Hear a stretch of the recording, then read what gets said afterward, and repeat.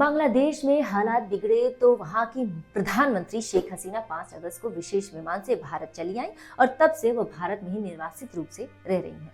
अब वहां से मोहम्मद यूनिस अंतरिम सरकार की कमान संभाल रहे हैं। इस दौरान यूनिस सरकार ने शेख हसीना पर 51 मामले दर्ज किए हैं और उन्हें वापस बांग्लादेश लाने की कोशिशें कर रहे हैं। इसी दिशा में यूनुस सरकार ने भारत को एक राजनयिक नोट भेजकर प्रधानमंत्री शेख हसीना को प्रत्यर्पित करने के लिए कहा है। भारतीय विदेश मंत्रालय के प्रवक्ता रणधीर जायसवाल ने इसकी पुष्टि की है।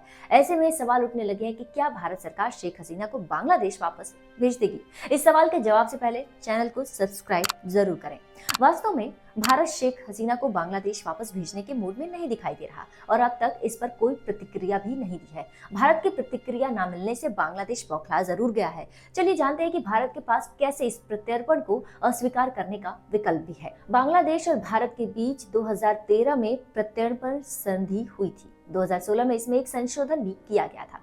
इसी संधि के आधार पर बांग्लादेश की अंतरिम सरकार शेख हसीना को सौंपने की मांग कर रही है। हालांकि दोनों देशों के बीच हुए प्रत्यर्पण संधि में राजनीतिक अपराध अपवाद का एक प्रावधान भी शामिल है। इसी संधि के अनुच्छेद 6 में कहा गया है कि कोई भी पक्ष ऐसा प्रत्यर्पण अनुरोध अस्वीकार कर सकता है जो राजनीतिक प्रकृति का हो।